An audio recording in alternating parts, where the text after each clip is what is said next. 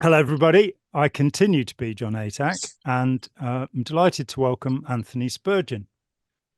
Hi, Anthony. Hi, everybody. It's great to be back. And your story is basically your parents got involved with traditional Catholicism, where you hmm have the Tridentine Mass, the Mass in Latin, and this kind of stuff. And there are a bunch of groups now that splintered away from the Roman Catholic Church into this form. And while you were involved, and people can watch the first show we did together to see this, you were subjected to abusive treatment, let's say. And you've spoken out about that, and you're now concerned to help many other people who are living in similar circumstances. So let's go from there. What's new? Awesome. Well, what's new is that since thank you first of all, thank you once again, John, for having me on, and Pleasure. hello to John's audience. Um, what's changed since then is I've started a new channel entitled "Dragons of a Victory." Um, Interesting title, and let It is an me interesting title. explain You it can, for. yeah, please do. So here's where it comes from. The idea behind that title for this channel was I didn't want my name attached to this particular channel. I want to make more content on the internet, and I want to have my name on it. But I want that stuff to be um, more artistic, more perhaps less controversial, perhaps less this work of talking about my experience in some ways I consider a side project because I don't want this this mission to consume my life because it's a toxic rabbit hole at the end of the day. But at the same time, I want this to get out there, and I want people to be more aware, and I also want my experience to have meant something and to have some, and in the end of the day, for it to to bring some, to not have been for naught, to be able to bring about some positive change in response to it. So, but I didn't want my name on this channel. I wanted there to be almost like a banner or a theme. So the dragon part came from the fact that traditional Catholics um, actually sort of believe dragons are real. And let me explain how. So they definitely have a story of Saint George and the dragon, Mm. and a medieval knight who slew a dragon. And I feel like definitely across the board now, if you were in a modern Catholic school or a mainstream Catholic school, the teacher, the priest, whatever, would not tell you that Saint George literally fought a dragon.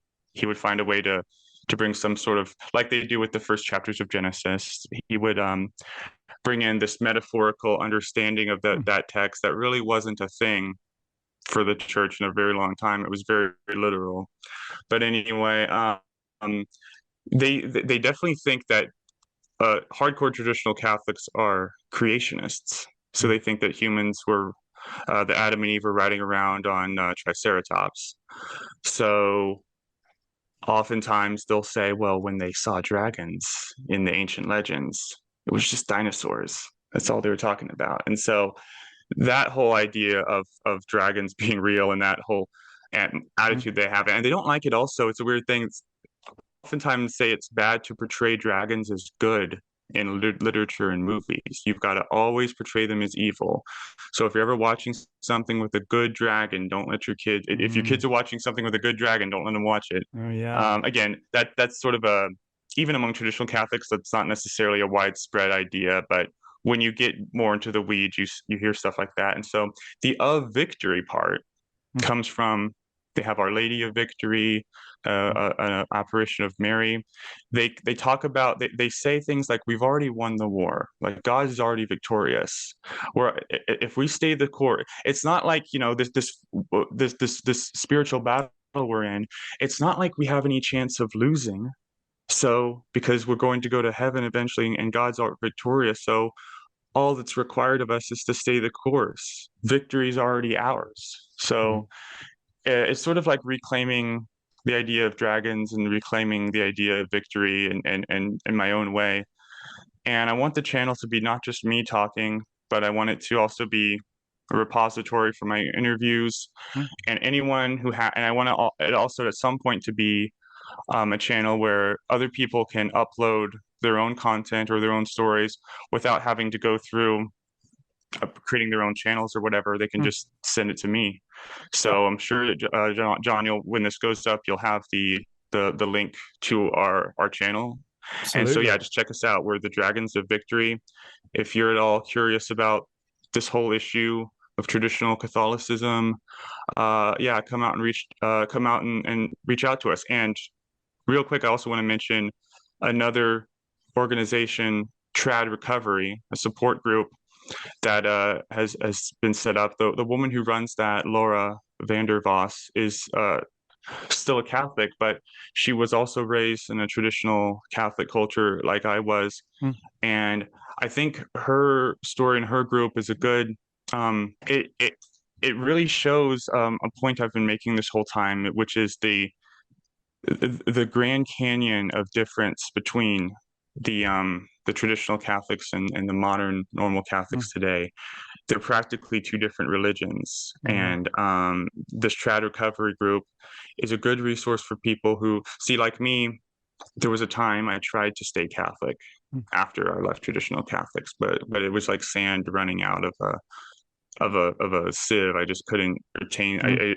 I just couldn't hold on to it anymore. But I really wanted to, and Yeah.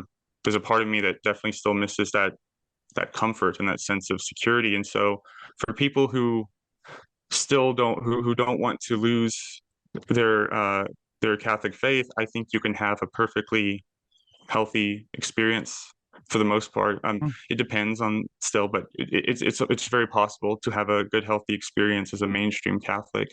And so go to them if that's your concern, Mm. and you can come to me or Kevin Nontradicath or others if you've already lost if you're if that's a Yeah. lost cause for you. I mean, to pick up on some of the points you've made, the first is that you want to retain your own persona as Mhm. as Anthony Yeah, and be the creative person and keep this work separate. But yeah. you feel compelled to do something to Hmm. expose the experience that is being had by people within traditionalist sects. And it's important to say that there are a variety of traditionalist sects, and the objection to those sects, or indeed to any sect, is: are they authoritarian? Are they bullying people? Are they forcing people to do things? Are they undemocratic in their approach? And do they lack compassion? And so the thing the thing I remember from our last conversation is that if you had impure thoughts, you were forced to kneel on your own hands to cause yourself pain to Yeah. make you think about this. Now, I think that any group that practices sadism of this kind is reprehensible, especially when you're Mhm. dealing. I mean, you were a teenager, right? So you, this was a time when you probably had quite a lot of impure thoughts, and so you're put Yeah, I into was this going through puberty. situation. Yeah. So your morality is being dictated to you, and that's a terrible bad thing. Um, in terms of the people coming out and wanting something, wanting to continue with the beliefs, but with the essential and good beliefs rather than with the abusive and authoritarian beliefs. Of course, the Catholic Church has weathered many storms, particularly in the last decades with the terrible child abuse scandals, and hopefully Yeah. has emerged from this a better organization, a more caring organization. I've had my friend Callan Slipper on the channel. Callan, I've known Callan since we were 2 years old. And he's basically an ecumenical advisor to the Archbishop of Canterbury. And so his concern is to keep the Christian churches functioning in an ethical and proper fashion and to maintain discourse between them. So there is he's a very good man. And so there is Yeah. this powerful effort to cleanse the past. Dragons. Well, of course, St. George is the patron saint of England. He's also the patron saint of Ukraine. So I'm horrified to hear you suggest that he didn't actually slay a dragon. I mean, grief, the next thing you'll be suggesting that the monarchy's authoritarian in some way, then difficult. Maybe not so much anymore, but it certainly was. Yeah, I mean, I worry about it to this day, frankly. But I can't see King Charles going out, and he might slay a few King Charles spaniels, but I can't really see him. I think a dragon would be too much. And not even a Komodo dragon. Yeah, well, I must say, Komodo dragons were in my mind. They are pretty vicious things, and they're the closest thing. Yeah, to real dragon. Yeah. They are, and the idea of that dinosaurs, Triceratops, were roaming the earth at the same time, because of course Bishop Ussher worked out that the creation happened in the year 4004 BC by adding up the ages of all of the patriarchs of Israel, and the dinosaurs disappeared quite a long time ago, tens of millions of years ago, before we'd have had a chance to ride them. Bill Hicks, of course, was very good on this subject, and the piece he did called Revelations, he talks about dinosaurs and Jesus and how to try and get those ideas. He gets the wrong date though for Bishop Ussher, so it was 6,000 years ago. Let's just correct that fault in Bill Hicks. Yeah, do your homework, Bill. Yeah.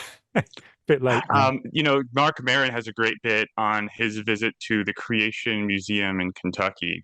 You can listen. He just goes through the whole museum. Seeing all seeing like the displays of the paper mache, or whatever figures of Adam and Eve, and there's a Diplodocus, and he's like giving it a pineapple and stuff like that, and they built whole museums to this. There's a lot of there's on the one hand, it's easy to laugh on the other hand, but at the same time, it's important to understand that, especially in this country, there is widespread acceptance of these ideas, and there's large institutions, and I mean, we all know this on the level, but it's something that it kind of ruins the party atmosphere in terms of making light or laughing at these things.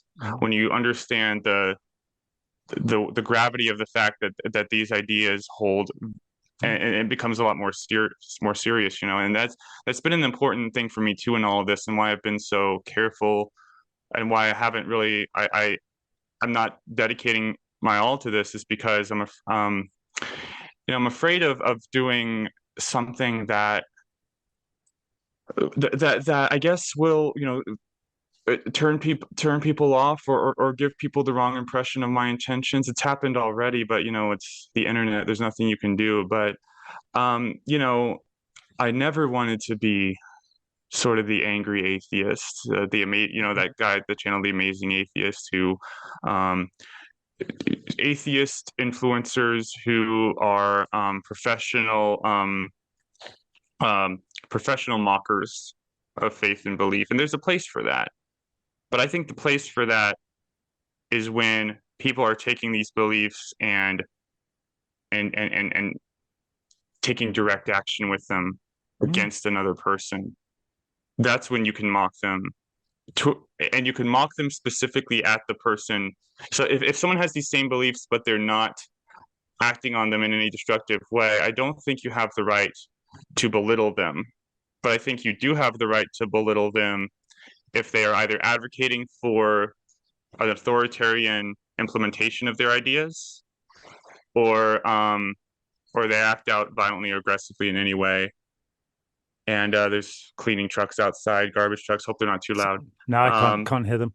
Yeah. I think that we have the right to belittle. It's not the word I'd normally use, but I think we have the right to make fun of anything.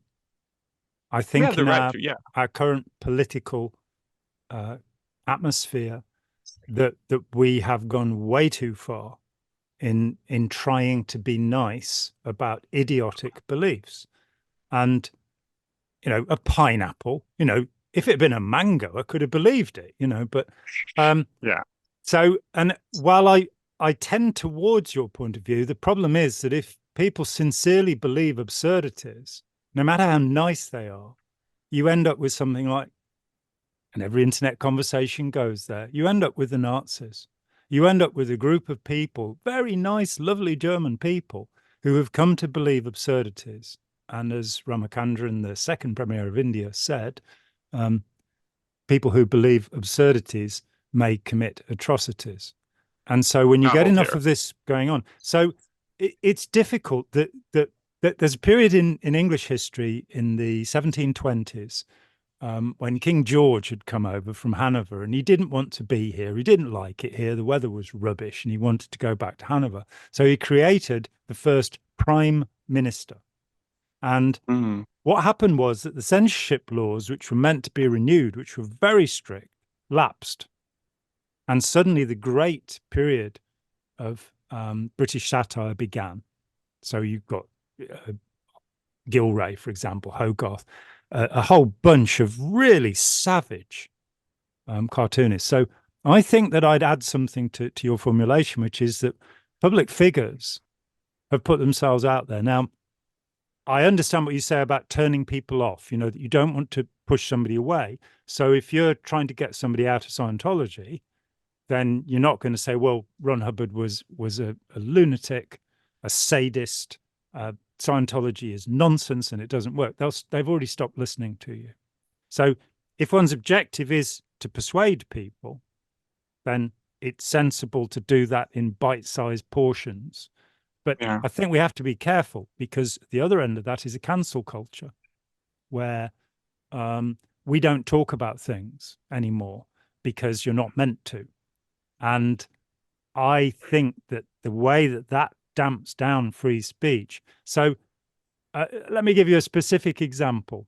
Spitting Image in the UK in the 70s, in the 80s, very important force, and probably had too much impact on our politicians by attacking particularly the Liberal Democrat politicians who, should have had better results at the polls than they did. And it may have had something to do with it. But they did a show called Ron and Nancy in the United States. And I thought, oh, this is great. It's time that this was done. And what we got in the UK, one episode had Ronald Reagan as president. And somebody says to him, the future of the world rests on your shoulders, Mr. President. And Ronald Reagan goes, I thought that was just dust. Oh, I see what you mean. So this was fairly hard satire. In fact, it was satire against a man who at that time was suffering from dementia and who was the most powerful man in the world. So when Ron and Nancy went to the US, we got what the difference was between the British, fairly harsh sense of satire and the American. And it was anodyne, it was bland, it was tedious, and it was boring. And so I think being able to roll with the punches, being able to take a little criticism without becoming ferocious or protective, we have to be difficult. Pineapple, I'm sorry. If it had been a mango, no problem. Maybe Stephen Mango. Actually, we've wandered in Scientology territory all of a sudden, but no. It all comes full I don't think you circle, should feed Stephen Mango to anybody else. I'm not saying that. Especially not a Diplodocus. Not a Diplodocus, or anything. You made a good point there, because I think that you guys are far more better at satire than we are. In fact, I know we don't get offended quite as easily. Well, my parents were a big fan of the show Yes Minister and Yes Prime Minister. So was Margaret Thatcher. She watched it every week. It's hilarious. It's a hilarious show. It's really good, especially if you know about British politics. And I know that Jonathan Lynn was asked, why not make this why not make Yes Mr. President? Why not translate this to America? It'd be the West Wing. What was that? It would be the West Wing and very It would serious. be the West Wing, yeah. Except that was a drama, But That's what I'm saying. It wouldn't be a yeah, comedy anymore, who wouldn't be? Yeah, Jonathan Lynn's Answers was American comedy. It's comfortable. It's like there's it was the time of sitcoms and stuff, and Married with Children and shows like that. It was that the focus was on it wasn't the big question. The focus of the comedy for the most part wasn't on the big existential questions or government. It was on family drama and there was more of a homey, cozy kind of vibe to it. Maybe that's not so much the case now. We've got Have your enthusiasm. Yeah. We got we I think we've gotten a little bit better at satire in the last a decade or so, especially with Curb Your Enthusiasm and Seinfeld, and stuff like that. But anyway, not to get too off on a tangent. Oh no, well let me here, finish that tangent. That when yeah, go ahead, yeah. When The Life of Brian came out, and I strenuously that for many years has been the first movie I recommend to anybody who wants to know about cults, because you are dealing with intellectuals who graduated from Oxford or Cambridge universities, who are actually, when you get underneath what they're saying, are making most of the points you can make about the inanity of authoritarian cult groups. But there was a storm of criticism for Life of Brian. Bishops went on the television attacking it, and they pointed out that, in fact, they hadn't said anything about Jesus, and there isn't. There's just a bit of the Sermon on the Mount at the beginning, where they think he's blessing the cheesemakers. But that's it. The rest of it's about Brian. It's about Brian. It's about the way people believe. Follow the shoe. No, follow the gourd. And when they were so severely criticized, they made a public statement, and that was, we're to the effect of, we're told that we have offended Christians, and we'd like to apologize because we meant to offend people of all religions. And I think that point, we have to be honest. And sometimes that means being unpleasant. Sometimes, I mean, I was told off. Two of my counselor friends about 3 years ago, we did a show about this ludicrous woman who's written these books that are just like, it's the color of everything that matters, and so you'll have a happy life if you eat yellow food. And so as heard of that, as my friend, brilliant friend Mitch Beattie put it, when an ex-Scientologist said, I've got this brilliant system, you just eat food that's the right color and you are totally enlightened and healthy. And he said, so food dye would be top on your shopping list, right? Oh no, it's artificial. It doesn't work. Well, you see, it needn't be artificial. It could be beetroot juice, for example, if you wanted red. That's perfectly natural. Yeah. Annatto for yellow, that's a natural coloring, so it can be done, Anthony. Don't despair. You too can dye your food, whatever color you like, and become There's hope yet. Buddha. There's hope. There's hope for us all. Wow. It's so simple. Yeah. Yeah. So who knows? It's a difficult one. So I think the thing is, be who you are, and don't get too prissy about the rules of how to do things. Whether we approach, I mean, many years ago, my dear friend Jerry Armstrong, when I first met him, he made this statement to people that I said, well, in Scientology, you have a gradient scale, give people the bite-sized pieces and get them to the place so they understand. And he said, no, you dump everything on them and it's a quantum leap. I'm not sure that why quantum leaping came into it, but let people work it out. Give them the information. Don't treat them as children to some extent. Yeah. So there is this balance, and I agree with you. We do have to give people things at the right rate. Well, what you said about Life of Brian, I think makes my point, because the reaction to it only served to bolster the argument it was making, right? The satirical point. The point. It reminds me of The Golden Compass. I remember when that movie came out, based on the book series, and by the famous atheist. Right, yeah, and from what I understand about the book, it's pretty explicit in terms of the bad guy is the bad guys are the church or the Anglican church and everything. They're the authoritarian religious group. And I remember there was just so much when that movie was coming out in my community. There was so much uproar and so much anger over it. And I was, obviously I was like, oh, that's a evil movie. I'm not going to watch it.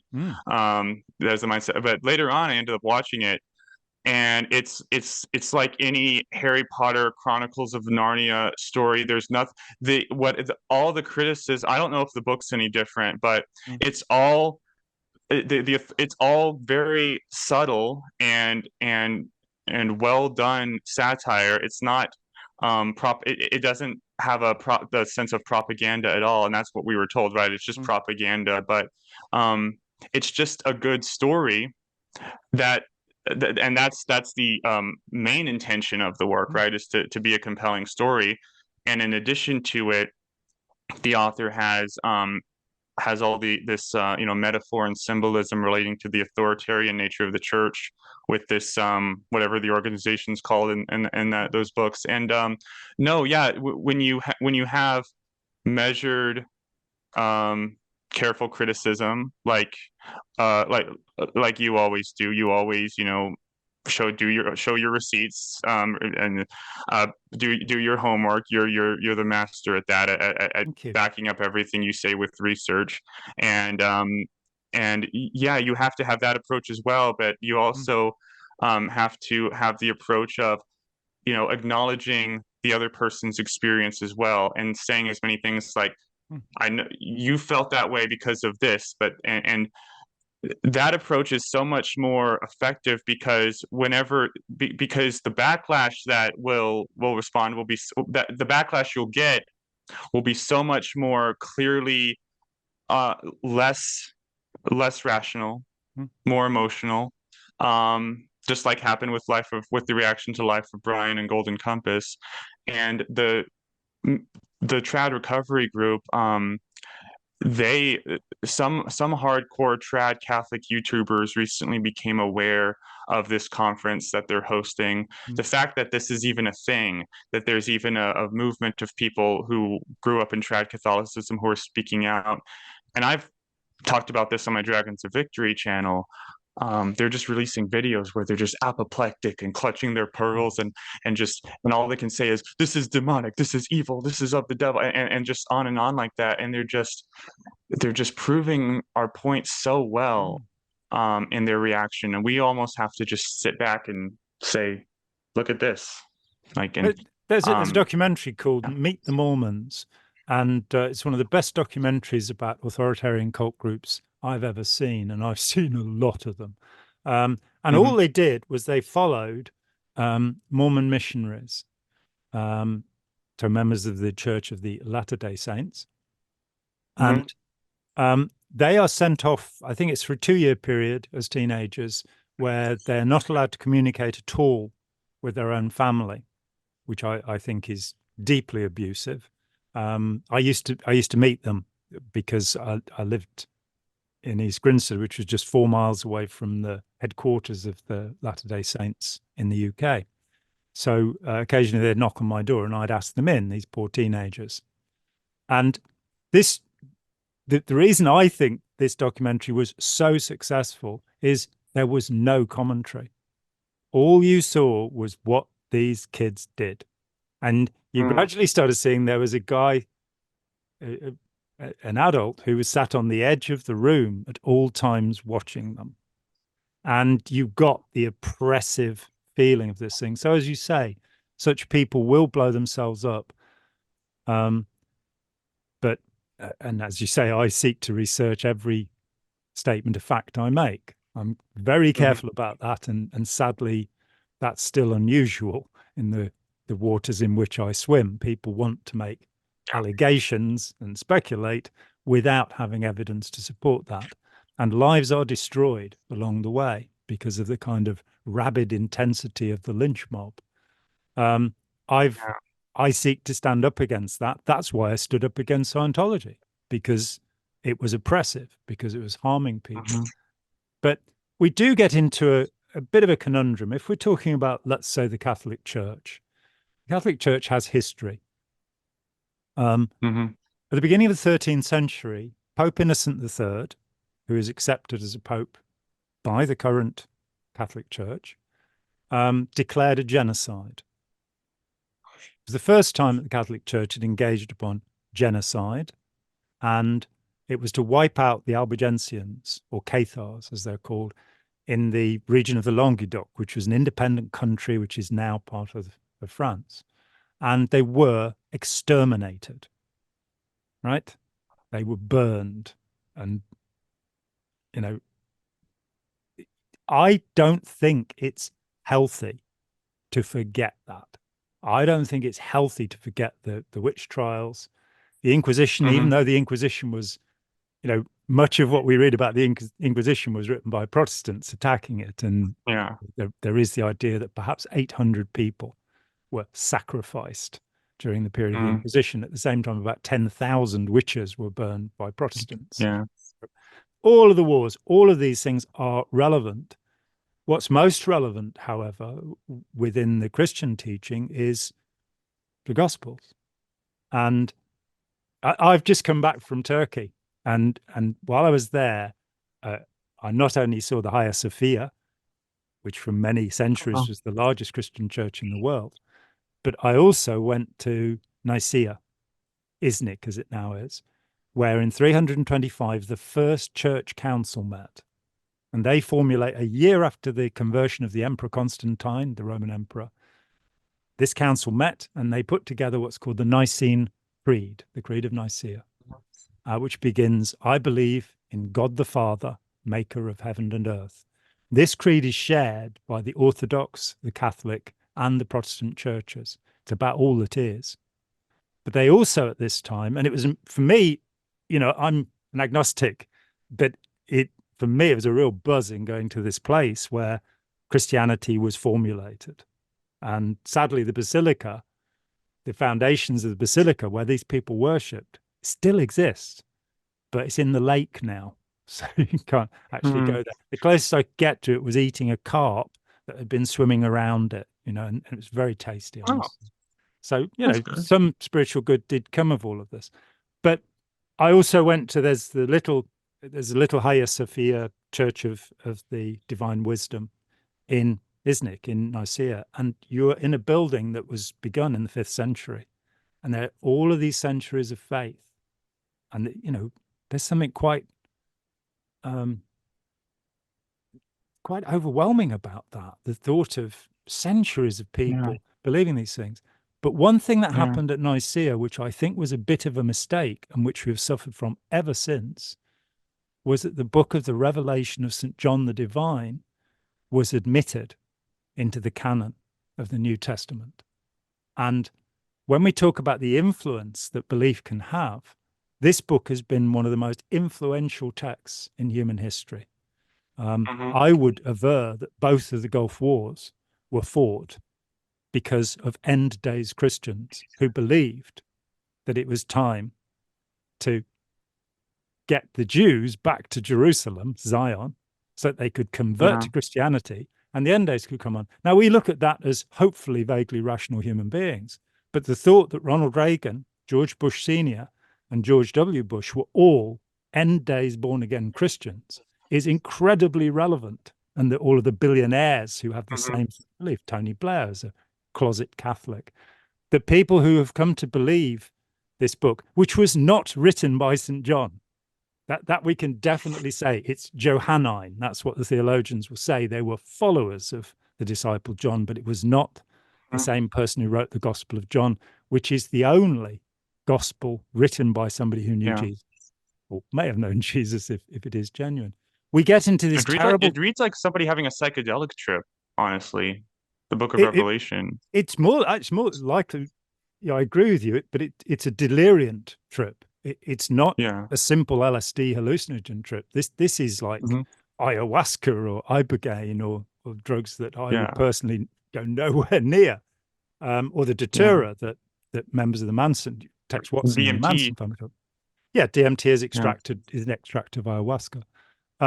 So it's really hardcore hallucination. Right. Of course, what we're told by theologians hermeneutically is that this book represents Rome and the Diocletian persecution of the late first century, and that there are a whole set of metaphors, but it's taken literally.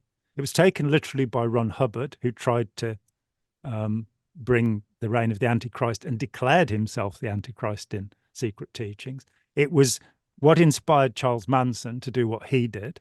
And in every generation, you have people who believe these are the end days, Jesus is coming, this terrible thing that we don't have to worry about global warming, because heck, Jesus is going to be here at any moment. You know, well, Aleister Crowley too. He thought he was the great beast, 666, right? Yeah, and Hubbard Crowley followed him in performing magical Babylon working in January 1946 with Jack Parsons, Crowley's disciple. Yeah. This has been a very influential set of ideas, and here we have a difficulty. Can we make fun of it? Ooh, will we upset people? If I'm sure I'll have upset some people by saying I don't think it should be in the Bible. I don't think, nor the Book of the Secrets of Enoch, which didn't quite make it, or the Book of Enoch. There are many apocalyptic visions, and they are, as you say, nightmare hallucinations, which have been put forward as scriptural truths.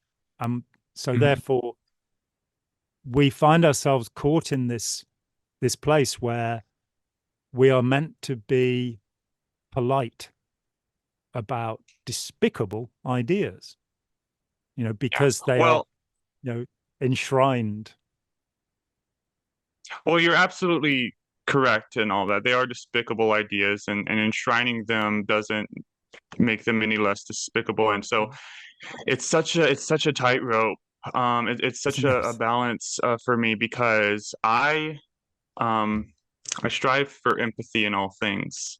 And I remember how it felt to some degree when I believe these things, and things I would now have no problem mocking as stupid or saying, you know, that's ridiculous. I'll still say that, but I can remember back then certain ideas or certain feelings, maybe not thinking they were stupid, but feeling like I couldn't defend them, or like I couldn't make them make sense. But whenever there's, in all authoritarian groups, they operate on the one hand seemingly out of love for you, what they say is love for you, and then out of abuse to you, or coercion or threatening you, but they'll present it to you in the same package. And whenever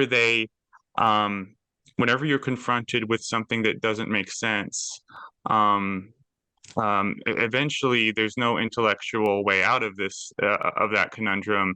And the only thing you can do is fall back on your own personal sense of love, or your own personal sense of, you know, reliance or dependence on the organization or the church or the belief system. And you very often and you very often fall back on memories of your childhood when when your parents, when there was something that you didn't want to do, or you didn't understand, your parents made you do, and you came out the end of it thanking them, or feeling better. What, you mean you like spinach now? It's all good. It's all good. I like, you know, that kind of thing helped me overcome stage fright, and now I'm you know, as a kid, you know, but pressure to get me up there. You know, I didn't want to practice piano, and I won that one. I never ended up sticking with it now, and I'm ashamed of that, because I got okay as a kid for a while. Now I've lost all of it. I want to get back to it someday, but that, you know, that's an instance of where I wish I hadn't given in to my own feelings of dissatisfaction or anything. But that's a legitimate thing in life, very much so. But these groups hijack that and convince you that applies to the spiritual level, that God operates that way. And I just don't think a loving God would operate that way, where you would be that much in the dark, and that much the evidence against that the evidence would be that overwhelming, but you're just meant to just simply ignore it and just trust him, just trust us. But that willingness to to say I don't understand it, but because of the trust I have, because of the positive experience and the sense of my own identity related to you, it's almost I'm more than willing to say, you know, and it feels like, it almost feels like a moral good in a way to go like, God's smarter than me, or this organization's smarter than me. That seems humble, right? That seems like you're like a virtuous stance in their world, and that's the tricky aspect of all of this to puncture through, is to because my fear is you know, turning people off by starting to attack that sense of like that sense of who they are, and that sense of their own personal judgment and certain belief. Like I would say to someone, maybe like, again, unless they're going out in the world and enacting their beliefs destructively, I would say, this is how I feel about that belief. I think it's ridiculous, but I understand that you don't think it is. And I think, you know, most rational, most normal Catholics or Christians, there's certain beliefs that of theirs where they would be able to acknowledge, yeah, I can see why you wouldn't think it would make sense, and I can't really explain it to you, but this is just, and that's, there's so many things like that. There's so many issues where it's like, I can't explain this, I can't make it make sense to you, but because it makes me feel good, and because I trust the person saying this, I'm going to believe it. And when you get down to that, there's really nothing you can say. There's no, you can't continue the argument in terms of you know, a back and forth dialogue, because now we're getting into questions of self-identity and questions of of emotional needs and personal needs. And you can't, it's like nobody converts to Christianity or Catholicism because they're reading a book and they like add things together. It's like, it's not it's never like an academic thing when you convert to Christianity because you read a book and that convinced you. You have an experience. Anyway, not to go off too long in here, but the point I'm trying to make is it's such a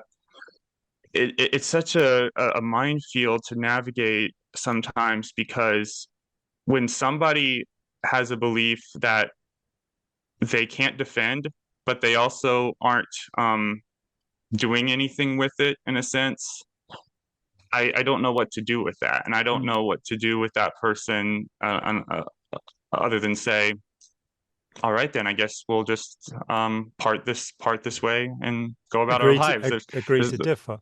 I think that I'm going to pick you up on the point of humility, which I have often said I understand the meaning of the word, and I hope to have some one day. I've been working at it, but I do think we should have humility. But humility is where I say, I don't understand, it's bigger than me. It's not where I say, so I'll therefore believe what you say. You have authority. You know, you must know what you're talking about. That is authoritarianism. Whenever we subscribe to a belief because we are told it's true, but we don't know that it's true, then we have become authoritarian in our beliefs. And I think that's very important. The other thing that I think is vitally important, and which I also bang on about and repeat frequently, is what William James called the feelings of knowing. And that if you can get somebody to think about that rather than thinking about what they're sure they know, then it may help them to think differently. And you know, the example I always give, I was 17, I spent 2 hours talking to a born-again Christian who wanted to convert me, and he backed away. You know, I was perfectly polite to him, I was very nice, I didn't ridicule him in any way, and I don't normally in direct conversations. You know, I try to be attentive to somebody's needs when talking with them. So I put various points to him, like, you know, where does Jesus claimed to be the Son of God. And of course, he doesn't. There isn't a point where he ever makes that. He says, the Father and I are one. But it's John the Baptist who hears a voice saying, this is my only begotten Son. It's not Jesus who says it. And later, of course, when Jesus is brought news of John the Baptist's death, he makes the comment of the messenger, not that I believe the words of men. And I think that's a very interesting statement. We should not believe the words of men. We should be careful. We should, in fact, like, he allowed Thomas to check the holes. This is a man who'd known him for a couple of years and says, I don't recognize you. And rather than saying, well, you've got to have faith, you've got to believe in me, he says, here, check it out. And so I think there's this rational thread that runs through. But this guy backed away from me and he said to me, I don't understand the Bible, but I know it's all true. Now, those are feelings of knowing. And we all do it. We're all certain of things. The German-speaking world, what was it? Somewhere 93%, maybe more, of all the people in Austria and Germany voted to no longer have the vote because they believed in the Führer, the leader. And they proved to be wrong. He misled them, whichever way we go. And that giving away our authority over ourselves in any circumstance, and so returning that to people and entering into a conversation. I mean, I'm saying that generally, I think we have to be careful about censorship because I live in a country that relinquished that form of censorship in the 1720s. We are able to have much more open conversations in this country. We don't have to be so careful. And I think that's because of satire. I think it's because we don't take that attitude. It also means that, yes, you look at movements like, say, the Pentecostalists in the United States. These are movements that were founded by people who are quite obviously frauds. One after another, Branham, for example. They are terrible people. Go and look at John Collins' brilliant work on this subject. I had a chat with him as well, which you can find on the channel here. But these guys wanted to be incredibly rich and powerful. And I'm kind of going, but didn't Jesus say you can worship God or mammon, which means money? One or the other, not both. You can't get a camel through the eye of a needle. Rich people don't go to heaven. And this bothered me as a schoolboy, that I was at a school. What was the one time Jesus got physical? The one time Jesus got physical. Throwing the moneylenders out of the temple. Moneylenders, Exactly. And so as a child, I saw that people weren't following this stuff. And you get into this terrible trouble. It's like, they're saying, well, it's Friday and you've got to eat fish. I'm quite happy to eat fish. As I said, the carp from the lake was delicious. But all of these rules, like, when the Amish started secretly reading the Bible because they can't read, is it Old High German, is it, or something? So only their elders can read it. And they found there was nothing about which way you cross your suspenders. In the same way that when Tyndale translated the Bible into English, people found there were no monks, no nuns, no priests. Where did all this come from? And so we get this construction. So getting people to a point where they can have humor about their beliefs. I don't have any problem ribbing my Christian friends, and they don't have any problem with me doing it, because their belief is firm and they don't feel in the least bit threatened by my jollity. Right. But on the other hand, there are people who do. And, I'm again going to refer to Mitch, who I haven't seen for 25 years or something. But one of the points he made, very clever man, was how could you be happy in heaven knowing that anybody was in hell? And when I put this to a friend of mine who's a Russian Orthodox believer, and again, a remarkable man, he was very embarrassed. And he said, you have to read C.S. Lewis on that point, who was a Protestant. But I did get the book. I just haven't got to it yet. But so there are certain basic ideas. And once people become angry or phobic when their beliefs are questioned, we know that we're dealing with authoritarianism, because You can Yeah. challenge any of my beliefs. I'm not going to scream at you because you disagree with me. I'm going to say, oh, that's really interesting. That, you might have a point. Let's talk about that some more. Bringing that attitude of mind about in children rather than Yeah. at 4 years old saying, who made you? God made me, and Mhm. instilling these ideas in, bringing about intelligent disobedience, as my friend Orachela calls it, courageous followership, as Ira calls it, where we are in a society where we're allowed to express our opinions, we're allowed to have controversial opinions, and we are allowed to demand answers rather than just being Yeah. fobbed off with, oh, the good book says you've got to do this, actually get some answers. And, I agree we're on a razor's edge that if we say the wrong thing to somebody and they stop listening, we didn't get anywhere. Mhm. But on the Yeah. other hand, a pineapple? You're kidding me. The rest of it I'm Right. willing to believe, but the pineapple's just too much. Well, the big benefit of doing your best to stay on that razor's edge and to stay on that tightrope is the other side will definitely not. And so, like I said earlier, when they respond their way, it very often demonstrates. Like I don't think I maybe there's someone out there, but I don't think there's a single person out there who looks at those Scientology hate videos and legitimately is swayed by them or convinced by them because they are so cartoonishly overdone, right? And they all they do is just bolster the proof of bolster the case of everybody criticizing them. And it was very similar in the response that the Tradcats had to they haven't really responded much to my content because it hasn't gotten big enough yet for them to notice. But my friend Kevin Nontradicath and Laura Vandervoss, they've gotten more traffic. And yeah, this whole last couple weeks, there was this whole some Tradcath YouTubers were just throwing this apoplectic fit and only made the conference more popular and got more attention to it. And now, all we really had to do is go like, see, and so there's the benefit of remaining nuanced is that the people who don't think the extremists, the authoritarians, the people who operate in that black and white world will dig in and expose themselves.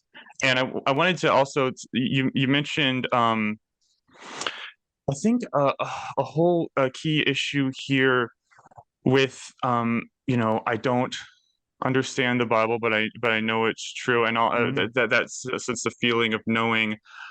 And also, but at the same time, the question of these contradictions of we're supposed to love our neighbor, we're supposed to, religion, this faith, all what we're doing is about bringing people together and strengthening community, and yet it seems to only cause us to divide us and cause us to And the fight all first throughout recorded human history. genocide is in the book of Joshua, I believe, as to Yeah, loving people. This is where every man, woman, and child is killed by the Hebrews. yeah, yeah. It's a little Human. difficult, isn't it? Oh, absolutely. We humans, I would say, are just desperate for answers. We're desperate to know why we're here.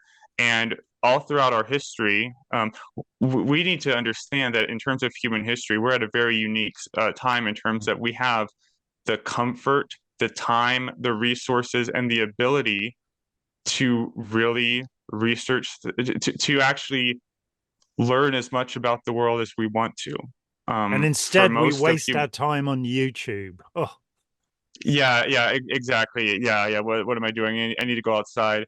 Um, but anyway, the point I was trying to make is we had to operate through sacrifice out of necessity for most of human history. That's how we had to sacrifice in order to live. We had to endure great hardship since the caveman days in order to I'm not build sure up there were any caveman days personally, but let's not get into sort of hominid Neanderthal history. days, early man, whatever you want to say.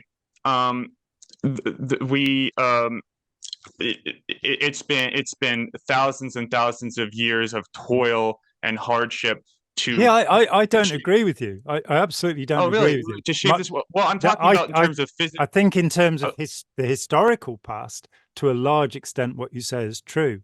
For the 2 million years before that, from Homo erectus onward, they don't seem to have had that difficult a life. huh, And hunter-gatherer societies are not sacrificing themselves. That they do, look at the yeah, Barker pygmy in the Congo. They sit around having a yeah, good laugh most of the time. So I yeah. think the certainly when the imperial states rose up, so starting with Sumeria in about 3,500 BC.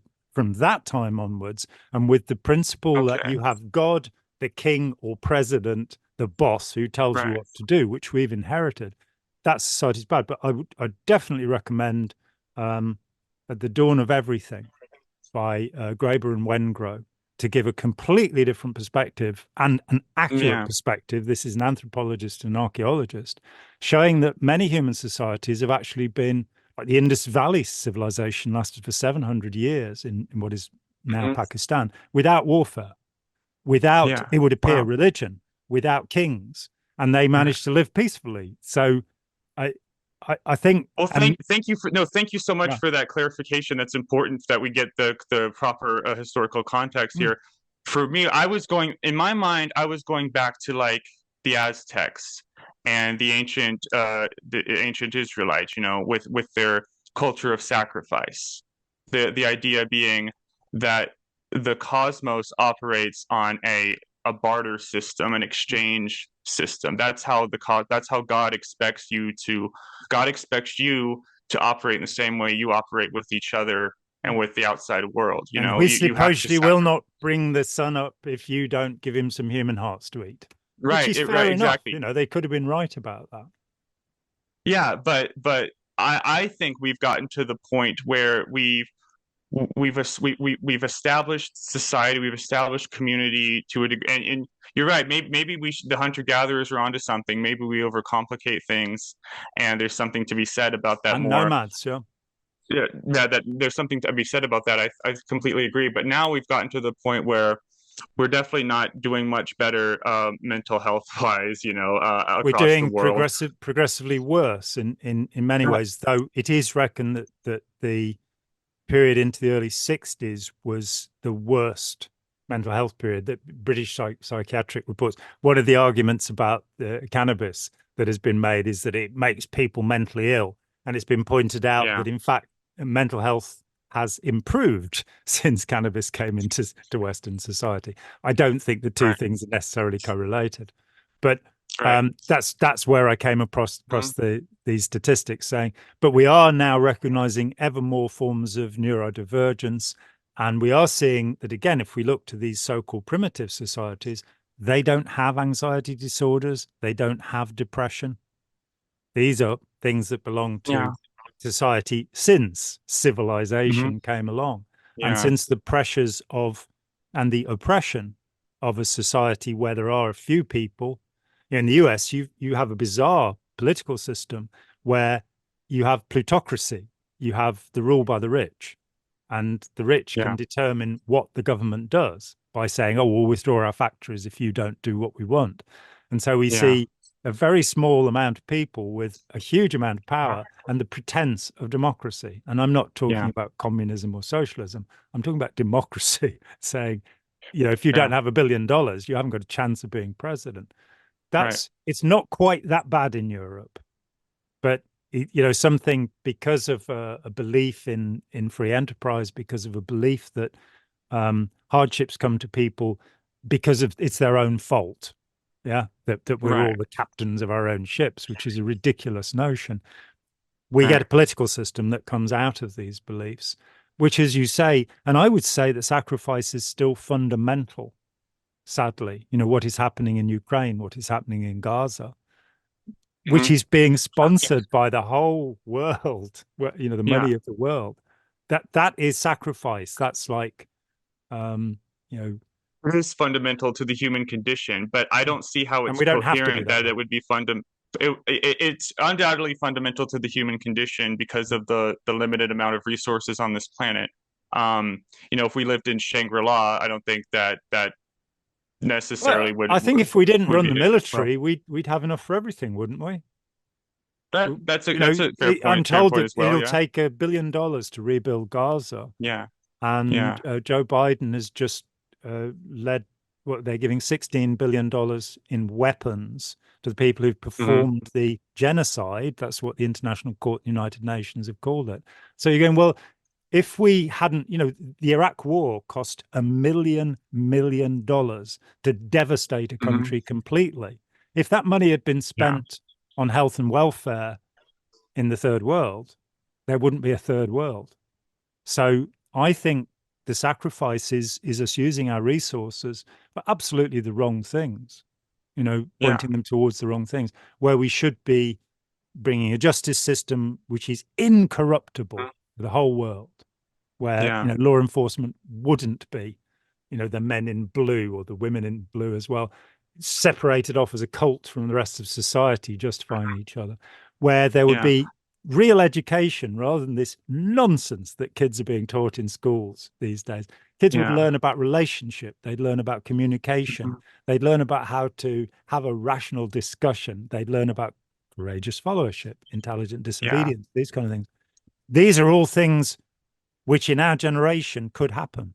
We have all the yeah. tools in the toolbox, and instead we are, screaming our way down the highway to hell, Absolutely because right. of authoritarianism and because of our political Yeah, systems, yeah. I would because we say don't if ridicule them hard enough.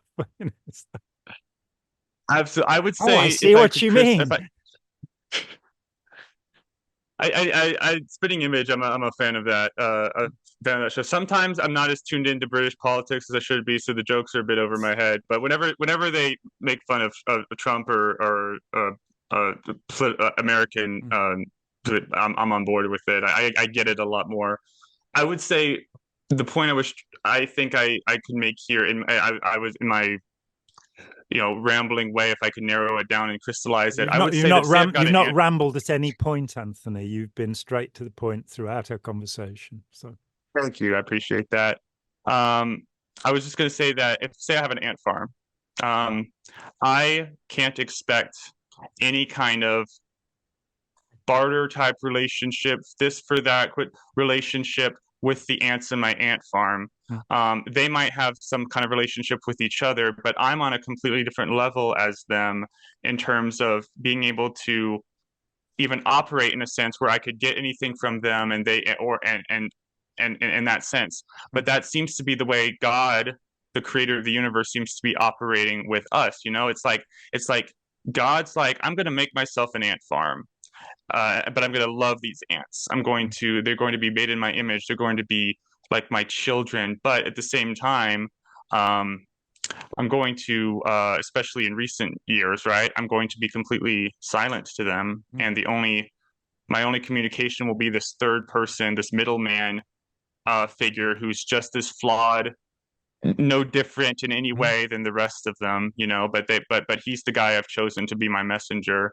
And that whole system of you have of expecting a sacrifice to him, of expecting to live in a way where it's like on that, again, that barter system, that this for that.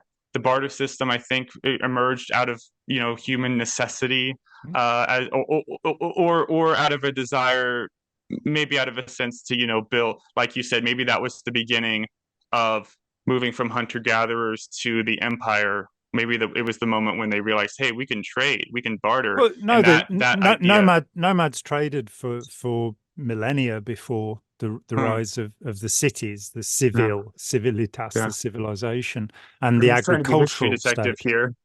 Mm. Yeah, I'm just trying to put my history detective hat on. But no, yeah, it just is not coherent to me that a loving creator would impose that kind of sacrificial barter system rules when he has the complete authority and power. Again, going back to me and my ant farm, I can feed these ants. I can take care of them. I can put things in them for them to crawl around. I can order it to where the ants can be as productive and flourishing as they want. or I could pour hydrogen peroxide down them, or I could shake them up, or I could, kick down their anthill or something. I could operate that way. I have the complete power to do so. And both, it seems like with natural disasters and the meteor that hit the dinosaurs, it seems like there's plenty of shaking of the ant farm going on with us, but yet we still have to that's the key issue for me, is that the way this God is presented is just not, the pieces just don't fit together. Because what I understand of love is just a selfless giving. Like, I don't need anything from you. You're, if you try, for me, true love, I guess for me is that is to will their good, right? To not want to sometimes tough love is a thing. I'm not going to say it never is. Sometimes but you have to, again, the balance of power here, that's the key issue. The balance of power is skewed, and when I have far more power over something, be it ants, animals, small children, whatever, I have so much more responsibility to take care of them, and that it just doesn't seem to be reciprocated at all with how this version of God is presented. No, I think that's true, and there is so much that could be said.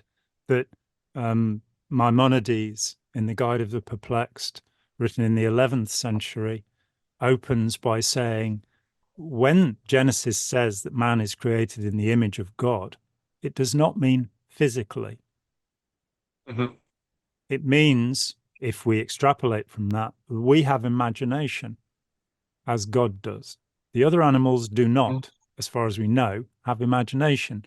Not even the whales and the other primates. As far as we know, they don't have imagination. We also have language, which allows us to share our imagination. And if you think back to the God, I was thinking this yesterday, it just struck me. It does from time to time. That if you think back to the God of the Middle Ages, that God presided over 7 planets and the sun was going around the earth. It's a very tiny world. There were, 500 million people, perhaps, maybe less than that.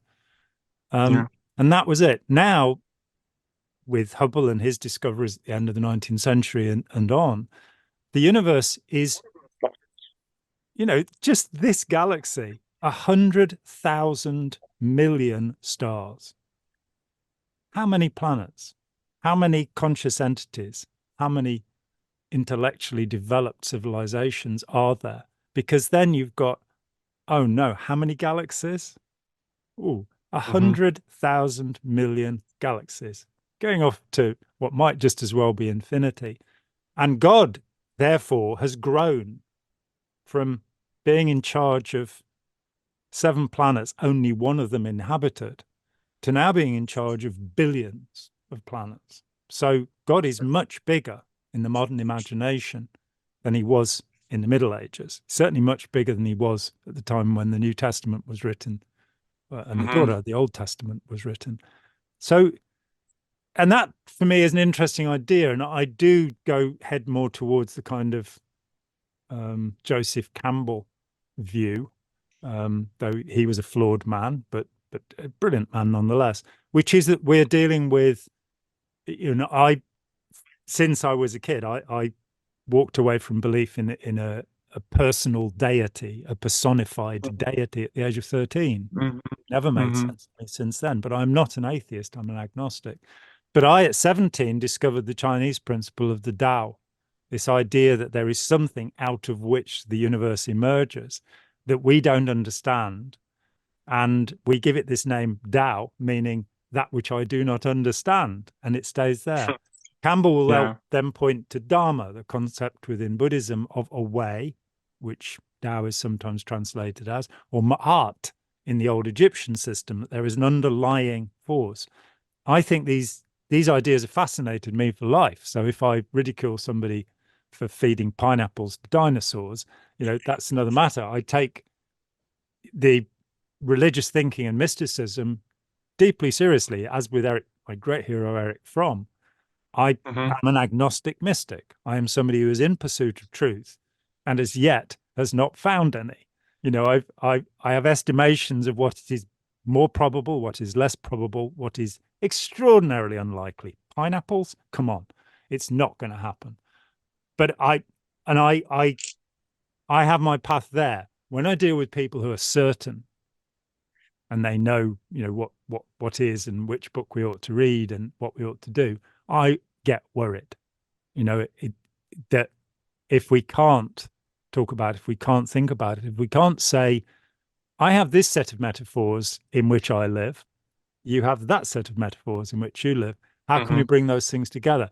If those beliefs lead people towards what you are calling love, and I love the Christian differentiation between agape and caritas and eros and the different forms of love. That's very interesting.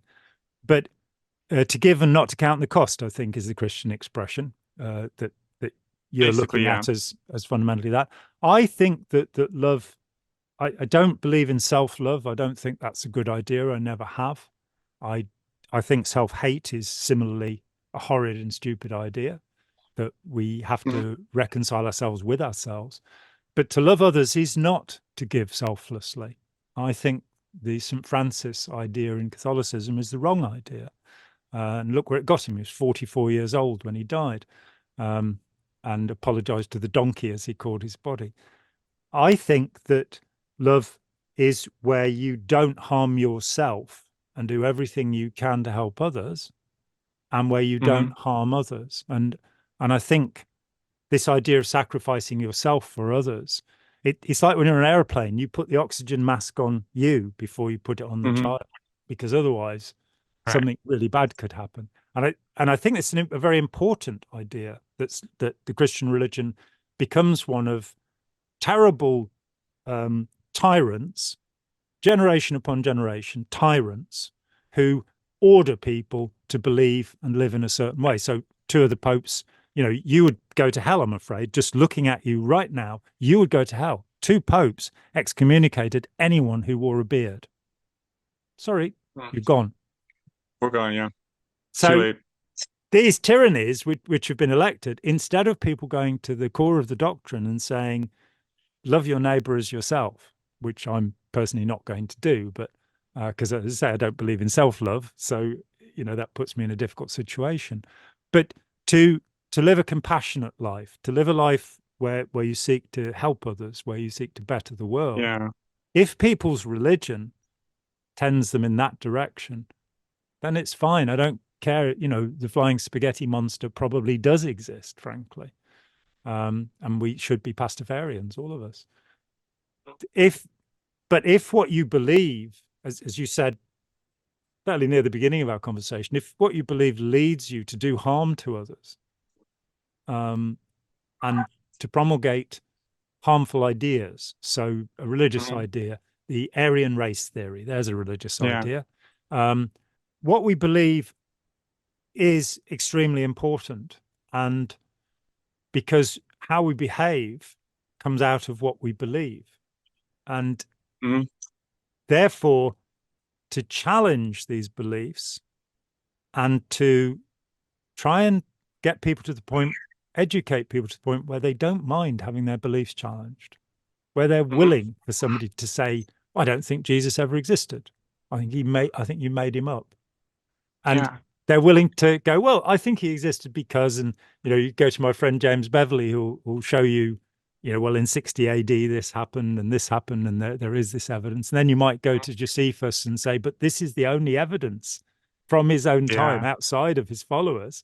And he's saying he was one of 18 messiahs who walked the earth in that generation before Titus and his mates went and savaged all of Israel and Judea. So it's interesting, isn't it? It's how we tailor the message, who we tailor the message to, how honest we are. Is it manipulative to actually limit the message to people so that they're only hearing what will be attractive to them? Are we manipulating people? Have we got a hidden agenda ourselves because we want to convert them to our way of thinking? Hmm. There are I a can lot see of thoughts there. I can see why that would be an issue, a concern about being manipulated. I think, though, you also have to think of it from the sense of um, you kind of have to judge where the other person's coming from. In a way, you have to judge because I think that if you get a sense that the person you're engaging with is not a good faith actor or is not interested in is not coming at this from the perspective of actually having their beliefs challenged. If you can just get a sense of the person's intent, and that can determine how you respond to them and how you and I think that that's not manipulative. That's just responding in kind. Because if somebody's coming at, so you brought up the old church taught that the earth went around the sun, and there was a The pope, sun went round the Alex. earth. Yeah. The sun went around the earth. Geocentrism, right? The Yeah. cosmic model that Galileo disproved. Copernicus before him, in fact, but Copernicus before him, right? And of course, the Galileo, Greeks had already done it, but whatever. Yeah, the church, it took them a little while to catch up. But well, by the time Galileo actually made his pronouncement of the revolution, giving us the word revolution to mean something other than going round, the Pope had already accepted that this doctrine was fine. That we are taught the wrong things in our school books. The reason that Galileo was shown the instruments of torture was because he knew the Pope, and he'd been warned not, and this is very pertinent to our conversation, he'd been warned not to ridicule the Pope. And in his book, The Revolution, he called the Pope Buffo, the idiot, and had his, and that was why he was shown the instruments of torture, not because he's, Copernicus had already said, the earth goes round the sun. And it's not wasn't a matter of great concern. It's been made that because of what Voltaire said about it in the 18th century. But it gets fairly complicated. I was talking about the Aryan race theory, and that this is an idea that infects tens of thousands of people around the world who still believe it. And they believe that they belong to a superior white culture, the Aryan culture. Now, when we trace this belief back, it does have a point of origin. In the 1880s, Madame Helena Blavatsky came up with the idea that the inhabitants of Atlantis, who she called the Aryans, borrowing a word from linguists who were talking about the Indo-European language and talking about the people who originated that being Aryans, she's not talking about that. She's making it sound scientific by using the word. She says that the people of Atlantis miscegenated, bred with the people of Lemuria, another non-existent place. Yeah. And I mean, it may be Atlantis is first mentioned by Plato, and it was probably a reference to Crete, which had a tsunami. Yeah, but who knows? But she takes this idea and says they miscegenated. They bred with lesser beings, and in so doing, they lost their supernatural powers.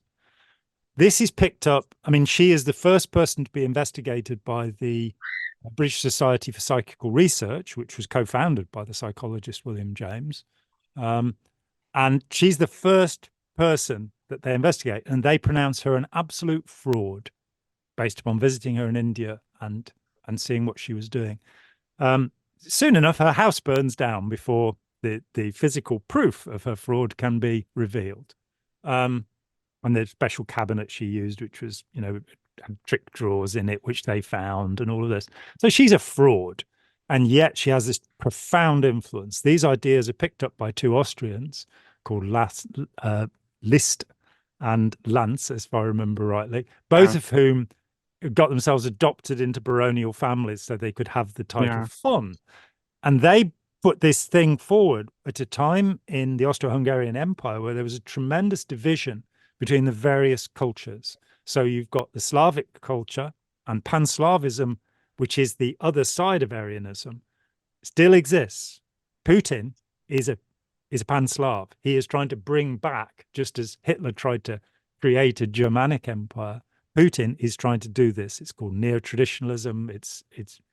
Dugin is its ideologue. It's an amazingly bizarre system. It wants to return all of the Slavic peoples to about the 15th century. It wants serfdom back. All of this stuff is written into it. That's the one set of ideas. We've still got the Aryans on the other side, the so-called neo-Nazis. Now, this stupidity led to the UNINEB, the ministry led by Heinrich Himmler, which had 50 divisions, which were assigned to prove that this was scientific fact. Now, we now have DNA testing. And while we can't be necessarily sure that when it says you're part Latvian, part what have you, how accurate these are, because they're based on modern measures. So we need to be careful about that. But they can say you've got genes from every form of other human being. You've got genes probably from Neanderthals, a little bit in our mix because our ancestors were, well, not choosy. What can I say? And we are, all of us, to some extent, this intermixture. So we get a ridiculous idea, which we could call a religious idea, that there are these Aryan people. And what Himmler was trying to do through the Lebensborn, where handsome blonde SS officers would have sex with handsome blonde women, their children were going to reacquire the electron powers of the Aryan peoples. They were going to have supernatural powers, which is, so you get this ridiculous set of beliefs and people who become fixed in their, no, this is the truth, So you get people who are going to great rallies with swastikas all over them and telling their 4-year-old children that they belong, they have a white identity and all of this kind of stuff. I had the great pleasure of talking with Calvin Pierce a couple of times, whose dad was the head of the American Nazis. And whose book, The Sins of My Father, is an amazing read in terms of understanding that mentality. But so beliefs become behaviors. That was the point. That was the, where I was going with that. Well, yeah, and you're absolutely right. And so beliefs do become behaviors. And so the issue we're grappling is when do you confront someone's belief in order to prevent or to undo bad behavior that they're doing, and when do you say leave them alone when their beliefs are false, but ultimately and not like there's the Raelians, who were this alien UFO group led by this I was verbally assaulted by the head of the Raelians on a television show in 2012. By Rael himself? No, by the head of the Raelians in Britain. Oh, okay, you say I'm a cult. I hadn't said anything. I hadn't said a word. Well, no, I think that they are undoubtedly a cult, but the question is that are they a destructive one? Because they are openly bizarre. But I've looked into them because I felt like, well, there must be something, because so many of these groups but I have yet, and it's the same thing with the Aetherius Society, like both of those UFO groups. Weird, but I can't see anything necessarily harmful or destructive in what they do. They seem to be overall having a good time on the surface level, as far as I can tell. I'm sure there's, there's obviously going to be some control issues. Some in any organization there's going to be issues. I just don't know how intrinsic it is to that. The Flat Earth Society will, provide a good example. What harm are they doing telling people that the Earth is flat? They're just having a good time. I mean, if you, it's you don't want astronauts or engineers who are flat earthers. You don't want people who are, you don't want the head of NASA to be a flat earther. So I think that'd be a good idea. Actually, we'd spend a lot less money, wouldn't we? Yeah, just he's like, what's the point? We're not going to do anything anymore. So, but I wanted to go back to what you said about the geocentric model in Galileo, because I've talked about this before, and this is such a perfect because, again, say you met somebody who was like, I think that the sun goes around the earth and the earth is still. And I believe that not because I think it makes any scientific sense, but because of the authority of the Catholic Church. There's Joshua made the sun stand still. It's in the Bible. Yeah. And we didn't go flying off. there is a geocentric a strain of traditional Catholics. Most traditional Catholics, I would say, if you were to ask them, they would say, "Oh, well, yeah. I mean, the church, yeah, Galileo, that wasn't so great. Like, yeah, the Earth goes around the sun." They would accept the heliocentric model, but there's a select few of them. The more hardcore you get, again, the deeper into the belief system you get. There's a movie that was made called The Principle by this guy Robert Sugenis, who's a traditional Catholic lawyer who believes in the geocentric model of the universe, and he tricked people like Lawrence Krauss and Michio Kaku to appear in his movie, and they didn't know they didn't fully get what they were doing or being interviewed for until the movie came out. But that was to give the film an air of credibility to him, you know, and even the narrator of the movie, the actress they hired to narrate the movie, I think it was Patricia Heaton, she came out and said, I renounce this movie as well. So I didn't realize what I was reading. Yeah, I don't know how that one works, but pretty much everyone except the creator of the movie who had anything to do with it has since denounced it. But the point of that movie is to promote the Galileo was wrong and the Copernicus was wrong and the church's original model was correct. And one thing they'll point to that is official church documents. I know that you said that the church never actually said that, but like definitively.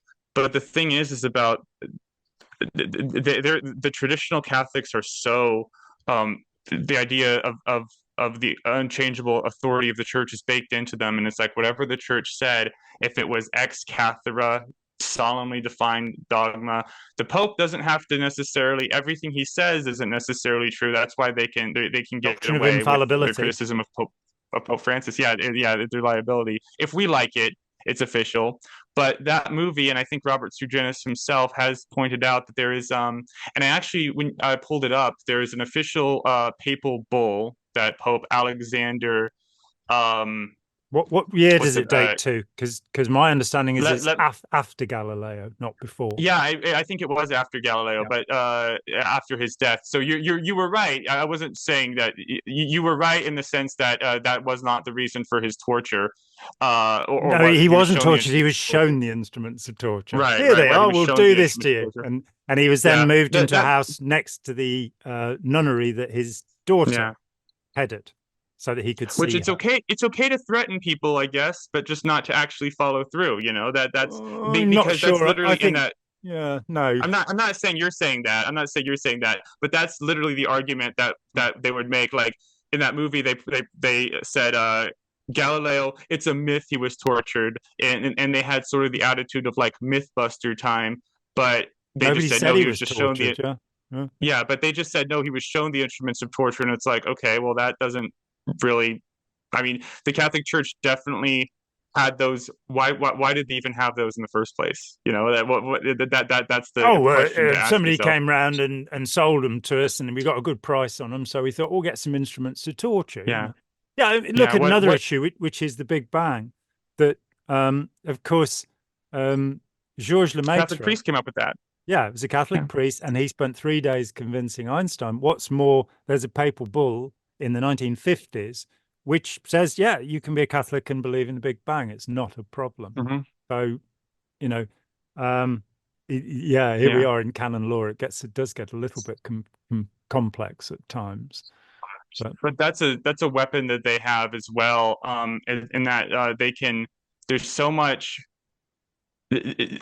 Same thing with all these groups is there's so much lore and so much definitions and just endless that you can argue with them and you can get a little detail wrong and they can jump on that as, see, you don't know what you're talking about, and they can, any sort of error you make in a date or a time period or whatever is because they spend all their time reading this stuff and knowing all of it, and so there's a feeling you get where you have to necessarily match their knowledge when you're discussing with them, and I think to an extent you do have to, but at the same time I think that you shouldn't necessarily be forced to play their game.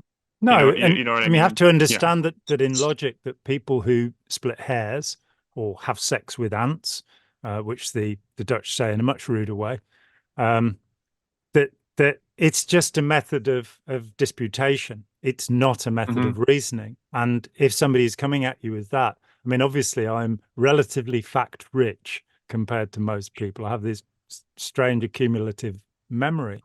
And so We all appreciate it. oh, thank you.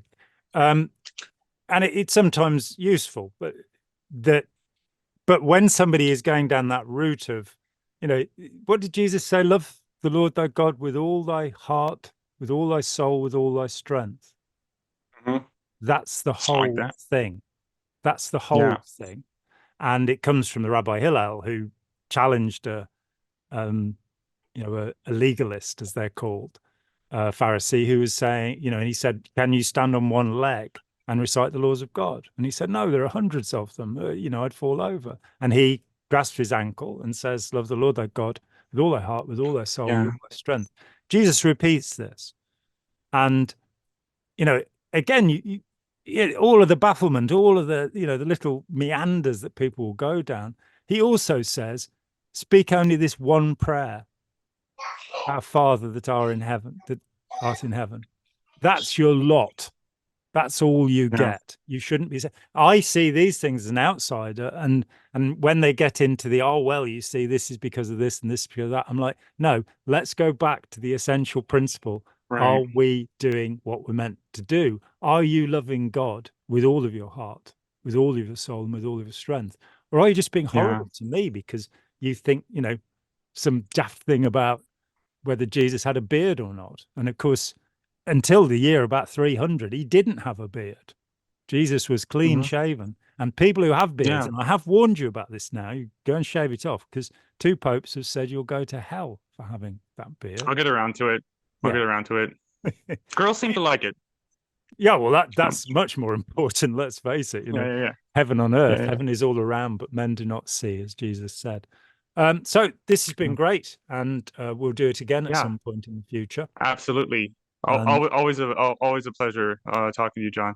yeah, likewise. So Anthony Spurgin, do check out his channel and go and subscribe. He's just starting out, and it takes a Please do. while to Yeah. get subscribers. I And will say for anyone who does subscribe, I may not this project you might not get weekly hmm, content, monthly content. It'll be kind of ask for sporadic and scattershot. notifications, and yeah, when Yeah, there's something going up, because I've then got more fulfilling things to do, but I'm what could not be going to more stop anytime fulfilling? soon. Yeah. Well, it is You certainly. mentioned I'm talking girls, about. so Yeah, I'm getting to that too. But yeah, I've got a lot on my plate in my life, but I know how important this is, and I've been encouraged by the response I've been getting, and yeah, I want to contribute in any way I can to get this message out there about these groups, because the work you guys have been doing in the anti Scientology world, I think you guys have really boosted and bolstered the Scientology critics have been a huge amount of inspiration and for all the other groups, all the other members, because Scientology, I think, is almost the easiest target in a way in terms of it's the become broader that. It society. used to be a very hard target when I started doing it, and there were only about Right, but three of us in the world. thanks But to South Park, you're right. Yeah, yeah, but thanks to South Park, hmm. it's a pretty easy Which target now. brings us back to the point of ridicule, doesn't it? And its value in Right. No, no, no. society. So, There is value in it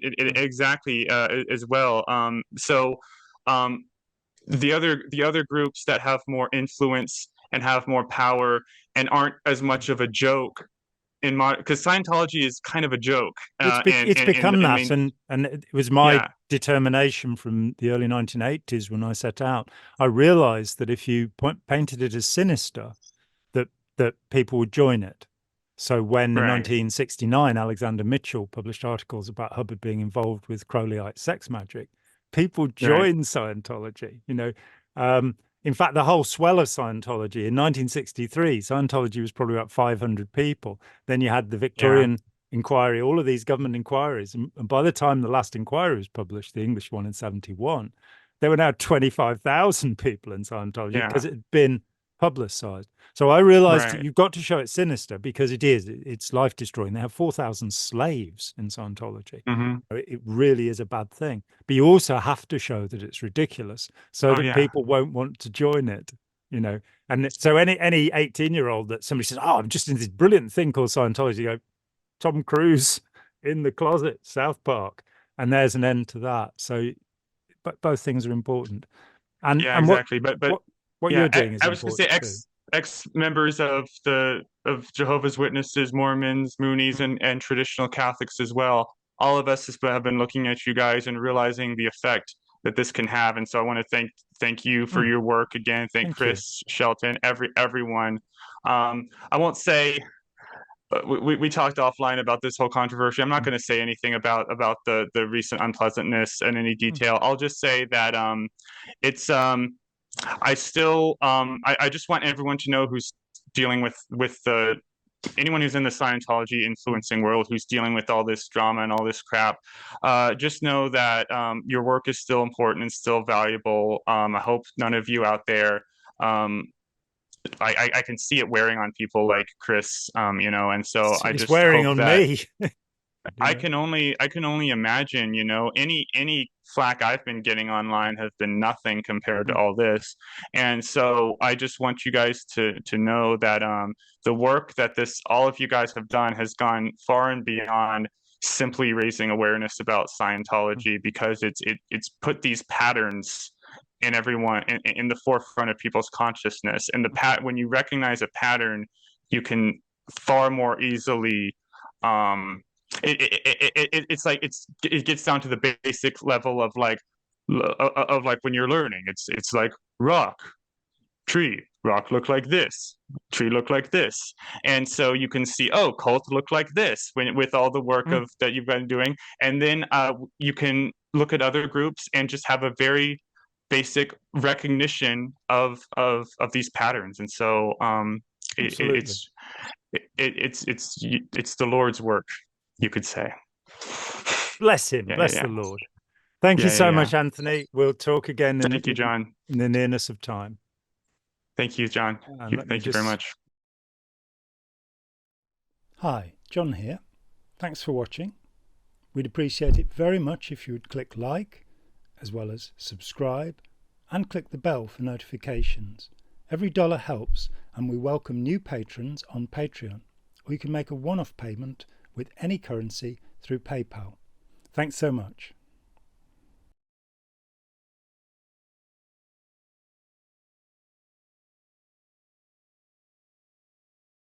It can be Mhm. done, Anthony. Don't despair. You too can dye your food, whatever color you like. There's hope for us all. Wow, it's so simple.